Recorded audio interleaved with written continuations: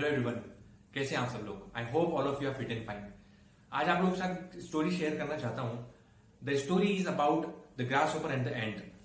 The story is very wonderful, very amazing, yet the story is also very motivational and inspirational, very motivational story because इस story का मेरी life में बहुत गहरा impact रहा है। The story is about the grass hopper and the end, but before starting the story कुछ lines हैं जो लाइन्स इस स्टोरी से बहुत डेप्थ में रिसेंबल करती है, बहुत गहराई से आपको ये कनेक्ट कर जाती है। Because the learnings hidden inside the story is amazing. The moral of the story is really meaningful. ये स्टोरी बहुत मीनिंगफुल है बिकॉज इसकी जो गहराई है वो इतनी जबरदस्त इसके अंदर लर्निंग है कि आप लोग जब इस स्टोरी को सुनेंगे तो आप लोग इसको रियल लाइफ से कनेक्ट कर पाएंगे। जो आपका कनेक्शन है रियल लाइफ से इस स्टोरी का वो बहुत गहरा है और आप लोगों को सब कुछ क्लियर हो जाएगा। But before that I would like to speak some lines. The lines are taken from Gitanjali song number 13, which is written by Rabindranath Tagore. And the lines are, the summer has gone, the winter has passed, and the autumn is here. And the song that I meant to sing remains unsung, as I have spent my days singing and unsinging my instrument. So, the lines are really wonderfully written by Rabindranath Tagore. And the meaning of lines you will understand by listening the story. This story is about the ant and the grass hopper. ये कहानी है एक चींटी और एक टिड्डे की। गर्मियों के समय की बात है। This time is the mid summer, in the mid summer. और गर्मियों में चिलचिलाती धूप में दोपहर के समय एक पेड़ के नीचे एक टिड्डा बड़े आराम से सुस्ता रहा होता है, अपनी लाइफ के मजे लूट रहा होता है, एंजॉय कर रहा होता है। और टिड्डे को गाने का बड़ा शौक, तो वो गाना गुनगुनाता रहता है हर वक्त। उसी दौरान उसी समय वहां पर एक चींटी है जो कि लगी हुई अपने काम में। वो अनाज का एक बड़ा सा टुकड़ा अपनी पीठ पर लेकर और अपने, जो आपने देखा होगा चींटियों के टीले होते हैं जिसे हम लोग बोल सकते हैं चींटी का घर, वो उस तरफ जारी होती है। और चींटी जो है वो कंटिन्यू इतनी भरी धूप में, इतनी गर्मी में वो लगी रहती है। अनाज का दाना खेत से उठाती है और सीधे अपने टीले पर ले जाती है और वहां पर उसे रख के फिर दोबारा आती है। और ये चींटी का काम जो है लगा रहता है।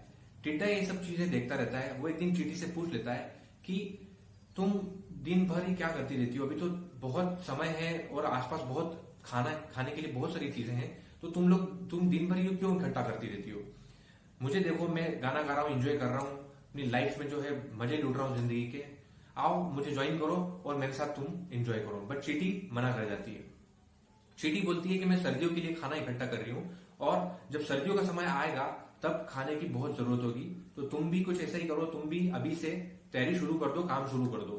बट टिड्डा उसको इग्नोर कर देता है और वो बोलता है अभी तो सर्दियों में बहुत समय है, अभी तो ठंड के समय में बहुत समय है, तब मैं तो कुछ दिनों बाद शुरू करूंगा और तब तक तो अभी तो बहुत समय है। और टिड्डा अपनी धुन में जो है वापस अपनी मस्ती में मस्त हो जाता है। चींटी अपने काम में लगी रहती है।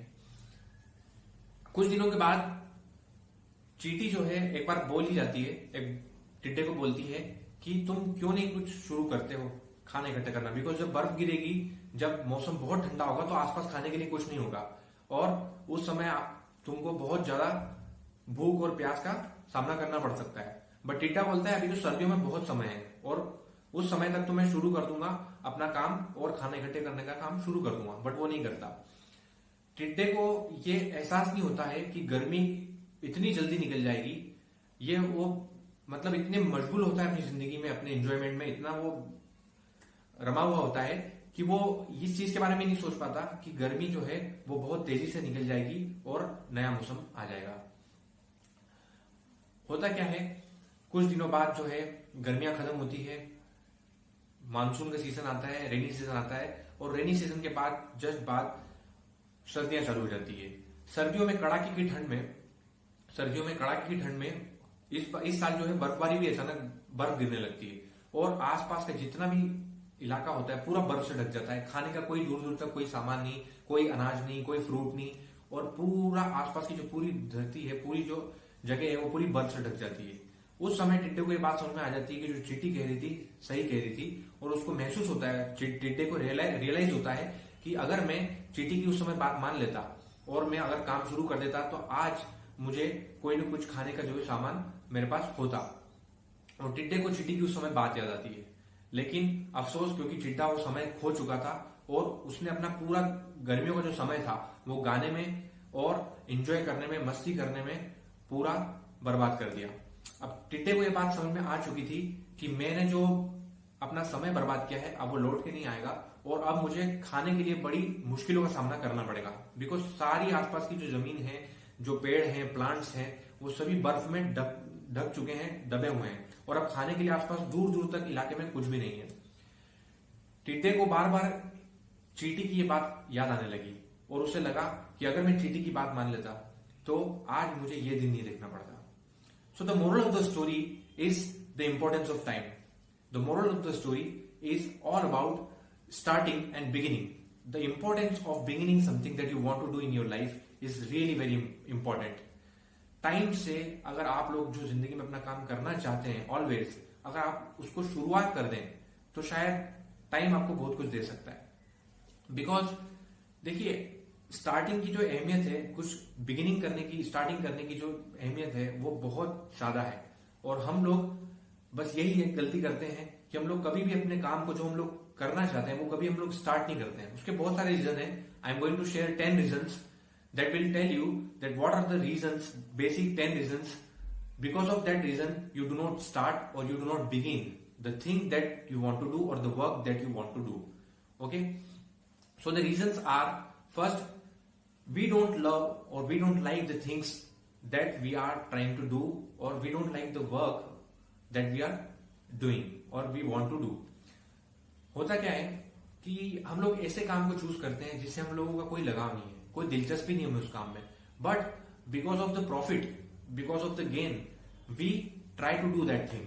हम लोग क्या करते हैं कि ऐसे काम को चूज करते हैं जिससे हमें इंस्टेंट ग्रेटिफिकेशन मिलने वाला है, कोई प्रॉफिट मिलने वाला है, कोई गेन होने वाला है और हम लोग उस काम में लग जाते हैं। जाने अनजाने में हम लोग वो काम कर रहे होते हैं जो हमें दिल से पसंद ही नहीं है, जो हम बिल्कुल भी पसंद नहीं करते हैं, जिसको हम लाइक नहीं करते हैं और दिल से कोई जुड़ाव नहीं है। सो बिकॉज ऑफ दैट हम लोग हमेशा उस काम को जो है स्टार्ट ही नहीं करते हैं, कभी बिगिन नहीं करते हैं। Okay, the second reason is we always wait for the right time. You know, एक बड़ी एक अजीब सी आदत मैंने देखी है कि लोग हमेशा एक सही समय की तलाश में होते हैं। I don't know why, but ये सही समय क्या होता है? What is the right time? हम लोग हमेशा लगे रहते हैं कि नहीं सही समय आने पर मैं चालू करूंगा ये काम, या मैं ऐसा करूंगा, मैं वैसा करूंगा। हम सारी प्लानिंग कर लेते हैं बट वो काम कभी शुरू नहीं करते हैं। So the main question is what is the right time? वो सही समय कब आएगा? I will do that, one day I will do this, but when the day is going to come my friend, time is fleeting, the time is flying. One day और day one you will have to decide.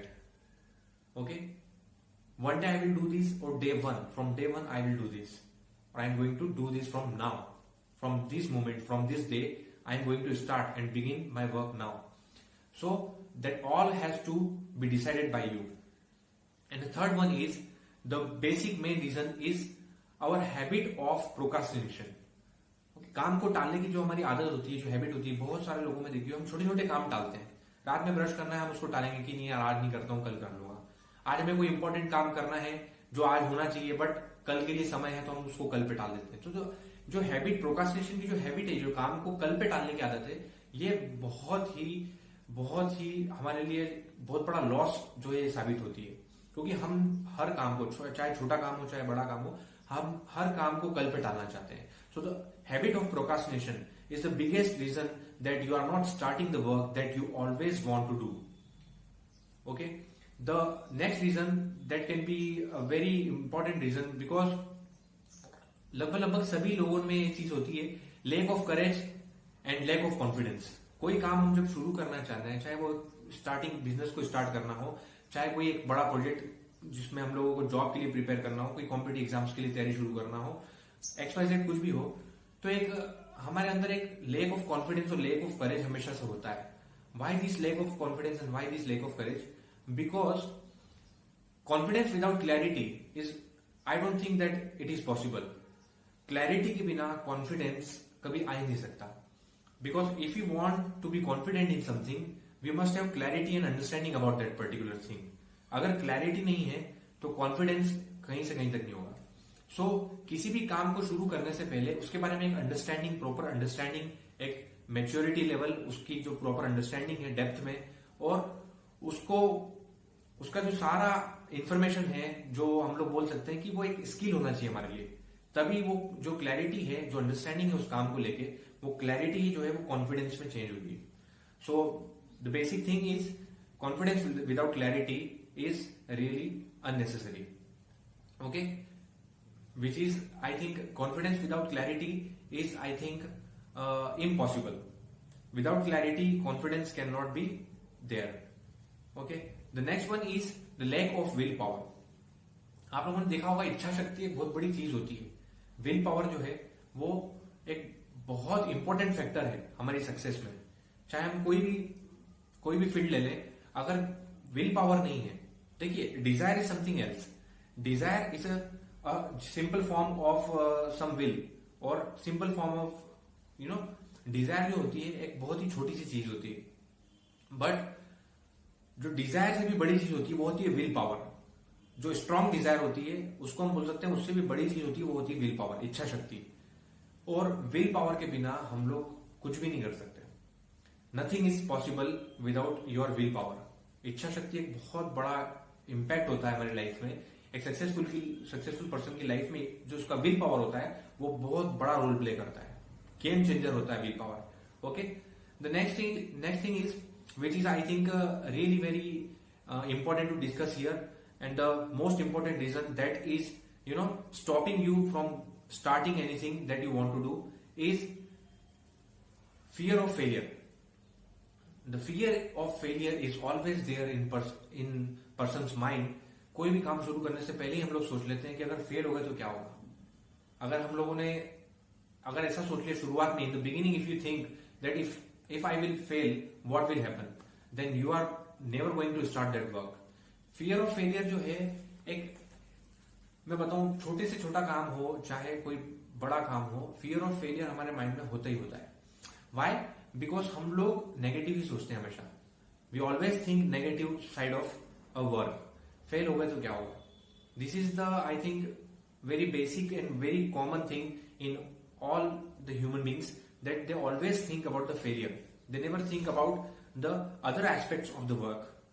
कोई भी काम शुरू कर रहे हो, पहले आप लोग फेलियर के बारे में सोचोगे। हो सकता है हम लोग एक बार फेल होंगे, 2 बार फेल होंगे, 3 बार फेल होंगे, but may be possible that चौथी बार हम लोग उस काम को हम लोग उसको बहुत अच्छे से सक्सेसफुली कर पाए। ओके, चौथी बार में, 5वीं बार में, 4th time, 5th time we can do that thing. Okay, the next reason which is I think really very important to discuss here is we always dwell into past or we dwell into future. We are not habitual to remain in present time. We never dwell in the present, but we always just think about past or we think about future. Present moment में रहना बहुत important है, because your life is in the moment. Right now, whatever kind of thing is going in your life is the present moment. This moment can change your life. Present moment जो है वो बहुत important होता है। आपको present में रहना बहुत इंपॉर्टेंट है, because without living in present, if you always dwell in past और you always dwell in future, your present focus will not be actual focus. Because होता क्या है, हम लोग कभी भी प्रेजेंट में, इस मोमेंट में जो हम लोग काम कर रहे होते हैं एट प्रेजेंट, हम लोग कभी उस पर फोकस नहीं कर पाएंगे, बिकॉज हमारा एक माइंड जो है वो पास्ट में है और एक माइंड हमारा फ्यूचर में है। So we will not be we will not be able to focus our mind into the present situation और present work. So it is very important, very very important to be in the present, to be in the moment and just involve yourself, involve all your energy of your mind in the present moment. Okay, so these reason I think are the most common reason. And one more thing that I want to discuss here is instant gratification. हम लोग हमेशा कोई भी काम जब करते हैं तो हम लोग हमेशा एक इंस्टेंट ग्रेटिफिकेशन की तलाश में होते हैं। हम लोग हमेशा चाहते हैं कि वो काम जो है बहुत जल्दी फ्रूटफुल हो। जैसे कि हम लोग, आज मैं बात करूं, जैसे बहुत सारे यूट्यूबर्स हैं, जो न्यू यूट्यूबर्स हैं, जो एक नया यूट्यूब पे अपना नया वीडियो अपलोड कर रहे हैं, तो उनको एक इंस्टेंट ग्रेटिफिकेशन चाहिए। कितने लाइक आए हैं, वो कितने व्यूज हुए हैं, ओके, कितने सब्सक्राइबर हो गए हैं, बार बार बस उनके दिमाग में यही चलता होता है। But the focus, there focus must be on the content. Content पे फोकस होना चाहिए, because the content is going to decide all the other aspects.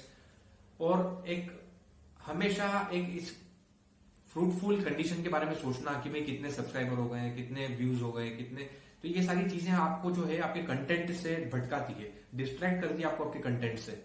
If your focus is on just simply on the content of your channel, the channel will grow.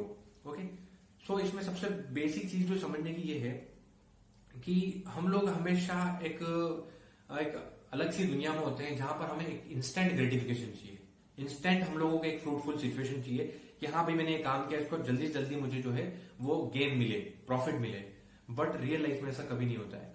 Gain, profit, ये एक किसी भी field में एक लंबा समय देने के बाद आपको ये चीजें जो है वो मिलती है. वो भी तब जब आप अपनी फील्ड में आपने अपना 100% दिया. ओके, सो हम लोगों ने लगभग सारी चीजें डिस्कस कर ली है. अगर कुछ पॉइंट अगर छूट गए हो तो मेरे ख्याल से बेसिकली हैबिट हम लोगों ने डिस्कस कर लिया है, और जो प्रोक्रास्टिनेशन की जो हैबिट होती है वो हमने डिस्कस कर लिया है. Okay, so I think all the topics we have covered. Okay, so these were the reasons. So friends, बस मैं आप लोगों से एक ही चीज बोलना चाहता हूं कि आप लोग कब शुरू करोगे वो काम जो आप लोग हमेशा से करना चाहते थे. कब आएगा वो दिन, कब आएगा वो लम्हा जब आप लोग उस काम को आखिरकार शुरू कर चुके होंगे. Because you are just continuously procrastinating और ignoring that thing and procrastinating on other day. Time is fleeting, my friends. Time is going. Time is just flying. And the time once gone will never be come. And the time once gone will never come again. So this is my humble request to you guys that start whatever you want to start. Just start it right now. And no matter what, don't think about the failure. Don't think about the gain. Instant gratification. Don't think about the future, past. All these things are just going to distract you from the focus of your work. Just start, no matter what, just start from today, from this moment. And my humble request is that from today onwards, आज आप लोग बैठो 1-2 घंटे planning करो और आप लोग क्या शुरू करना चाहते थे लाइफ में. 2-3 साल पहले आप लोग क्या सोचते थे कि मैं ये काम शुरू करूंगा, लेकिन अभी तक आप लोगों ने शुरू नहीं किया है. So please start that work from today onwards, from this moment. And just plan for 2 hours. Okay, don't go in overthinking. Look, analysis paralysis is a very dangerous game. We just directly jump into overthinking, and once our mind go into overthinking, we will not be able to focus our mind in particular in that moment, or particularly focusing on that particular work that you want to do. So this is a humble request. Please guys, start from today onwards, and please, if possible, if you have time, just comment below and just comment with hashtag that what you want to start or what you are going to start today. I will be waiting for your comments because I want to see what you always wanted to start in your past, but yet you have not started that thing because of all the reasons that we have discussed.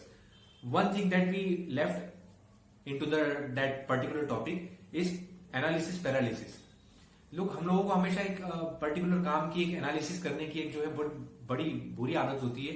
हम लोग काम करने से ज्यादा उसका analysis ही करते रहते हैं. 1 दिन हुआ, 2 दिन हुआ, 3 दिन हुआ, 4 दिन हुआ, बस एनालिसिस. दैट्स वाई ये टर्मिनोलॉजी जो है ये बनाई है, analysis is a paralysis. Okay, हम लोग स्टक होते हैं एक जगह पे और उस चीज को एनालाइज करते रहते हैं और हम लोग ओवर थिंकिंग में चल जाते हैं. एक अपन बोलते हैं ना, नो बॉल्स में हम लोग चल जाते हैं, जहां पे हमारा माइंड केवल एक किसी चीज को लेके प्लानिंग कर रहा होता है बार बार, और हम लोग ओवर थिंकिंग में उलझ जाते हैं और हम उस चीज को जो है एनालाइज करने में ही सारा वक्त गुजार देते हैं. So start from today, and I want to see guys, जो लोग यूट्यूब पे अपना वीडियो बनाना चाह रहे थे 2 साल 3 साल से, लॉकडाउन में उन लोगों ने सोचा था कि मैं अपना यूट्यूब पे एक चैनल क्रिएट करना चाहता हूं और यूट्यूब पे मैं जो है अपने आइडियाज को, अपने थॉट्स को, अपने इमोशंस को एक्सप्रेस करना चाहता हूं. उन लोगों ने अभी तक अपना यूट्यूब चैनल जो स्टार्ट नहीं किया है बिकॉज बस वो प्लानिंग में लगे हुए हैं. Okay, they have all the things, guys. You have all the things. If you want to start a YouTube channel, you have all the things. You have simply your mobile, simply earplugs in which the inbuilt mic is there. You can start it by now. Just don't go in overthinking. Take your mobile, take a tripod, simple tripod, and take your headphones in which mic is inbuilt and start your YouTube channel now. Don't think about the attire, costume. These all things are not very important. The main thing is your content. Okay, the background is not important, your clothing is not important. Okay, your your facial makeup and all these things are really doesn't matter. Just start simply with your mobile and express yourself, express your ideas. Just showcase your talent in front of someone. लोगों को बताओ कि आप क्या चीज हो. आप लोग अपने आइडियाज आज आप लोग इतने अच्छे से शेयर कर सकते हैं. You know, whole world is on your finger tips. The internet is a boon. You can just simply you can share everything just in moments, in just on the tips of your fingertips. The whole world is there. So what are you waiting for, guys? Just start. Please start from today and understand the importance of the time. The time is the most important factor of our life. The time is the biggest asset of your life. Okay, thank you very much. We'll be meeting once again very soon. Thank you very much. Bye bye. Take care. Thank you very much.